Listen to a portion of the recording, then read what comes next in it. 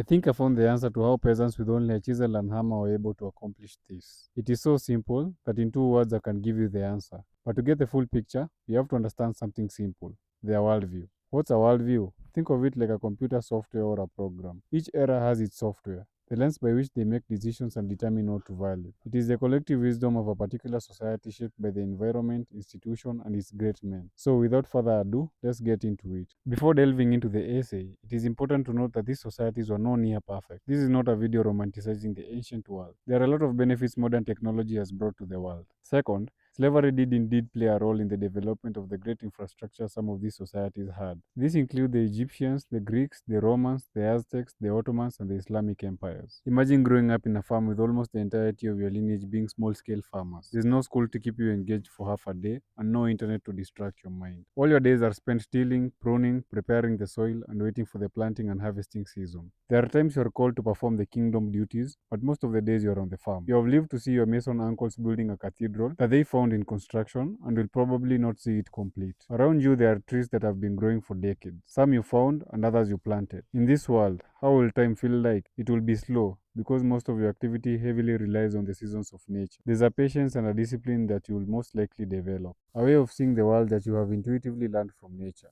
that there are processes for everything. The trees first take root, you slowly nurture them, they become independent, and each day, slowly they develop branches, leaves, and fruits. Now, imagine you were born 20 years ago. You have seen entire buildings in your neighborhood go up in months. You can instantly order food, clothes, and drinks online. Every day you are bombarded with news from all corners of the world in seconds. You can travel across the world in hours. With each innovation comes a faster way of doing things. A faster way to make your coffee, your tea, your noodles, etc.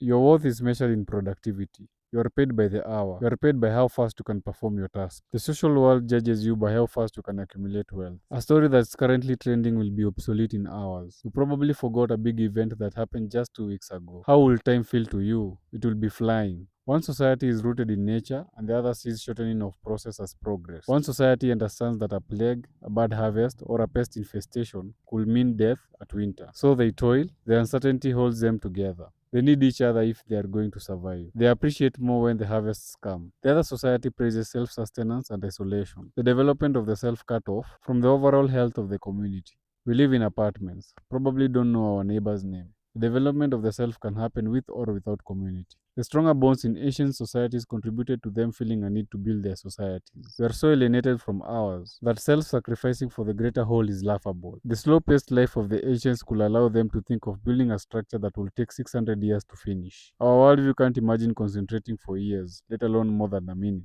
on the same project with no guarantee of seeing its end. Think about it. When was the last time you had a piece of music that encouraged you to sacrifice to a greater good? When was the last time music made you feel inspired? Works of art always tell the health of a given society. Modern works of art are lifeless. They don't point us to something higher. They encourage us to be bestial. Enjoy your youth now. Spend all your money now. Sleep with as many people as you can now. Pleasure divorced from higher meaning becomes nihilism. In the ancient times, youth was most likely viewed as time you could sacrifice yourself the most to your people. You could go to war and win glory by standing out in courage. You will die knowing that your community will commemorate you. Today, youth is seen as something fleeting, not a time to dedicate to learning a craft, not sacrifice, but one to enjoy and think of the consequences later. One of the places the modern world and the ancient world differ is on their view of death. Most ancient societies saw death as a beginning rather than an end. Death was a rite of passage into the afterlife, a transition. For example, the Egyptians believed that the soul traveled through Duat, the underworld, faced judgment, and only when deemed worthy would it achieve rebirth in the field of reeds. They even buried the pharaohs with all their possessions and slaves so as to travel to the afterlife. They also buried their dead with the Book of the Dead,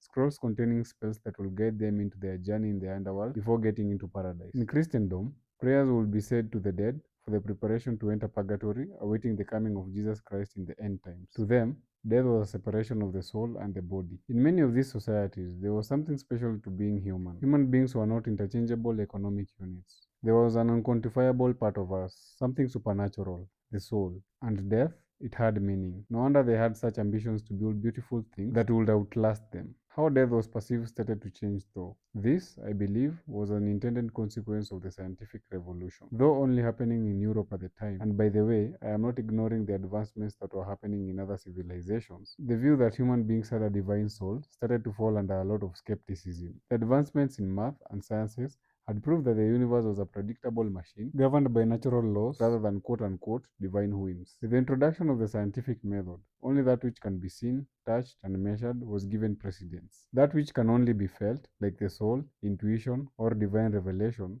were rendered useless. This was the first step towards materialism, and then the scientific revolution gave birth to the Enlightenment. Thinkers like Locke or Hume, who insisted on empiricism and skepticism of the immaterial. This, of course, is an oversimplification of key historical events. The institutions that help humanity process the complexity of death, that is, the religious institutions, slowly lost their place in society, and in their place, the self was the new god. Getting rid of these institutions meant that now each individual had to deal with the anxiety that comes from the knowledge of death. With a scientific view of the world, where the immaterial has no place, and we are only atoms randomly floating in a solar system inside the Milky Way, made death and subsequently life pointless. In the previous worldviews, Earth was at the center of the cosmos. Human beings had a place, and when they died, their souls would go to heaven or whichever place the society believed. Now, Earth is just a ball of dirt going around the sun, a tiny dot in the Milky Way, and worse, there is no purpose to human life.